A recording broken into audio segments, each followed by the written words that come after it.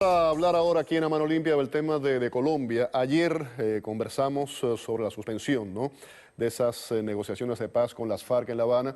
Esta noche vamos a retomar el tema. Ayer teníamos desde Colombia a José Obdulio Gaviria, analista político internacional, ex asesor del expresidente Álvaro Uribe, y también aquí en el estudio a Sergio Tálora, periodista del diario Las Américas.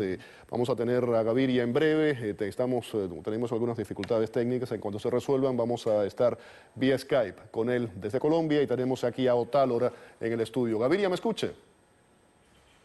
Sí, sí, sí.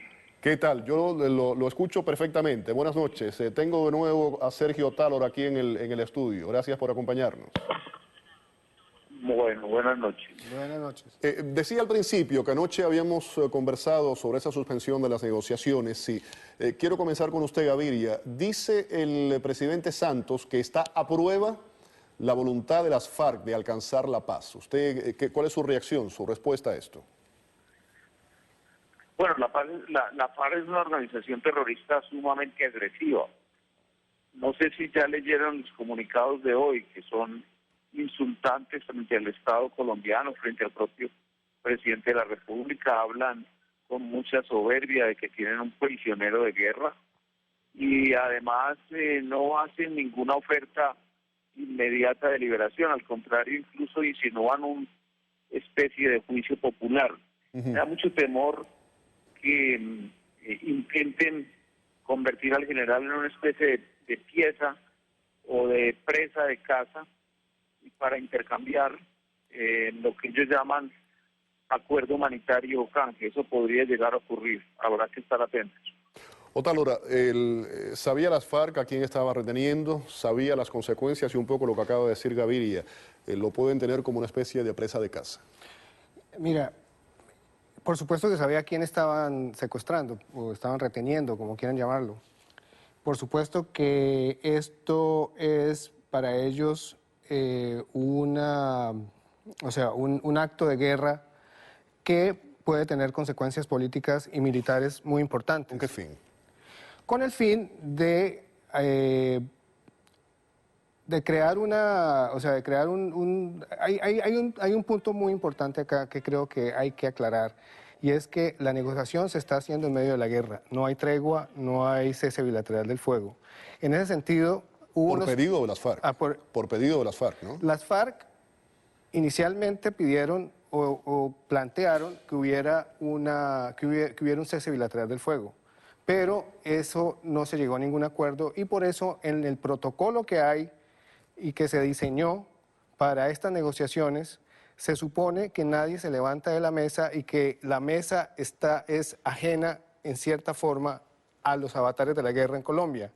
Porque si esa mesa no es... ¿Qué es lo que me está tratando de decir? ¿Que hay una desconexión? No, lo que te estoy tratando de decir es que en el protocolo que se firmó para empezar las negociaciones con el gobierno de Santos y la guerrilla de las FARC, los hechos de guerra que se presentan en Colombia no tienen por qué afectar el ritmo de las negociaciones ni la dinámica misma de las negociaciones. Lo que pasa es que evidentemente un hecho como el sucedido el domingo de secuestrar a un general que iba por el río Atrato en una zona roja, es decir, una zona de influencia, o sea, una zona de combate entre la guerrilla y el ejército, con un general además comandante de una tarea de fuerza, pues eso es realmente muy complicado y muy difícil de entender. Gaviria, regreso con usted. El secuestro, varias preguntas van aquí. ¿El secuestro fue un anzuelo para detener estos diálogos, o si no detener, tener control de los mismos? Y también, otra pregunta sobre lo que decía ahora Otálora. ¿Qué hacía el general Alzate Mora en esa zona? ¿No hay ninguna obra del ejército en ese lugar? ¿No le parece extraño? Mire, es muy importante entender que lo que está diciendo este señor Jesús no tiene ningún fundamento. Las FARC no son un ejército. A ver, que esté pues en plan de batalla, que tenga trincheras y se enfrente al Estado colombiano en guerra de movimientos. Las FARC son una banda muy malévola, llena de vicio y de corrupción. Domina, por ejemplo, en esa zona es aliada de una banda del narcotráfico surte por esa misma zona, porque usted el Frente 34 hoy está muy bien descrito en varios medios de comunicación, es una cartel de la droga, productora de droga. Entonces este general es un hombre de sentido social, un hombre trabajador, parece que tiene, por lo que he leído ahora, repasado, mientras... Pero Gaviria, específicamente la pregunta que yo le había hecho, la pregunta que le había hecho es si esto lo puede haber hecho las FARC con el fin de tener un anzuelo para detener o controlar el diálogo. Y por otra parte, ¿qué hacía el general en esa zona? Sí, lo que hacía el general en esa zona realmente es acción cívico-militar. Inclusive parece que estaba en la extensión de una red de energía vía paneles solares. Es decir, es un hombre, no pues propiamente un malevo y un truán, como lo describe el comunicado de las FARC, a quien hay que juzgar por los delitos contra el pueblo, sino un hombre con espíritu cívico que parece que desarrolla mucho trabajo de esa índole. Y de eso queda constancia casi toda la información que yo acabo de leer en los grandes periódicos de Colombia. Otra pregunta que quiero hacerle, Gaviria, cuando lo presentaba decía usted es analista político y fue asesor del expresidente Álvaro Uribe. Hay quienes dicen que el presidente Uribe pudiese estar detrás de esta movida. ¿Su respuesta? Es una locura, es una niñería, definitivamente es que con analistas así es muy difícil discutir incluso. El presidente Uribe es un hombre muy informado, pues porque tiene un Twitter de 3.500.000 seguidores, él mismo lo maneja, le llega información de todo el mundo y además tiene todo el derecho a enfurecerse casi, a que lo enerve la acción terrorista, en que haya respuesta, incluso denuncia, o que haya un manto de silencio permanente para justificar sus acciones. Aquí hay mucha persona hablando, como el señor con quien estoy compartiendo hoy este programa. Un lenguaje muy adocenado, lleno casi que de reconocimiento por la grandeza de las FARC como organización, como una especie de institución y no como la banda terrorista que es. ¿Qué es, Otálora, las FARC, una narcoguerrilla? Bueno, por supuesto que las FARC... Un grupo guerrillero, criminal. Es un grupo guerrillero que ha ejercido hechos criminales en Colombia durante muchos años. Es que eso no se desconoce. Lo que pasa es que hay que quitarle un poco todo ese bagaje o toda esa paja, digamos, esa maleza ideológica y todos esos adjetivos que se le endilgan para tratar de ser un poco más objetivos en lo que está pasando en Colombia y con el tema de la guerrilla.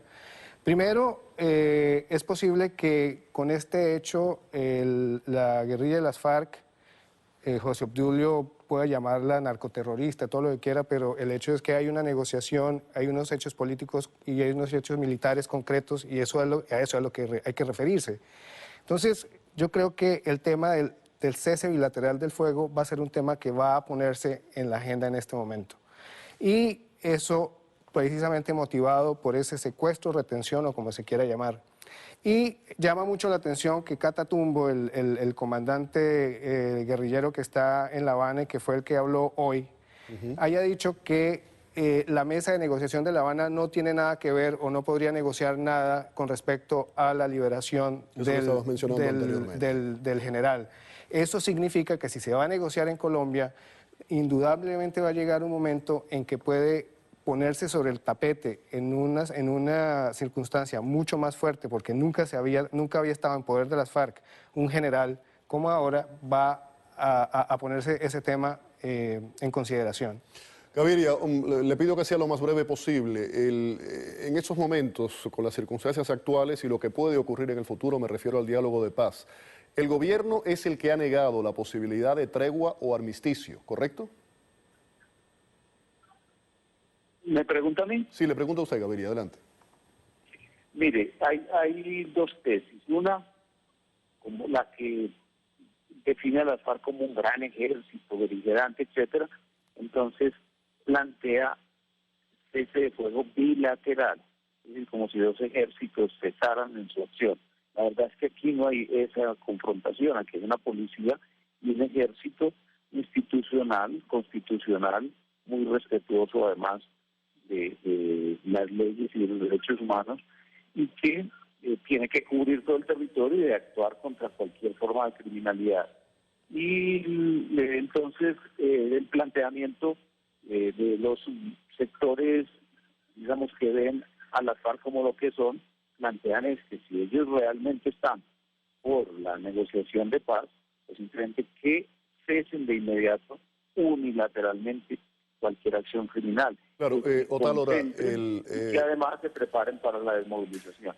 sí, Otálora, muy brevemente, esto fue el tema del general, ¿casual o causal?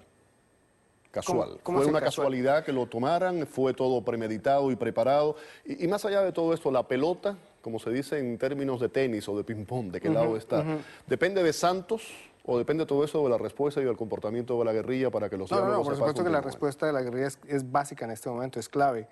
Pero lo que está planteando el gobierno de Santos y los negociadores también del gobierno de Santos es que esto es un avatar más dentro de la guerra y que no debiera afectar las negociaciones. Pero, ojo, ¿por qué el gobierno de Santos reacciona de esa manera ahora cuando ha habido otros hechos muy complicados antes de esto por del qué? secuestro? ¿Por qué?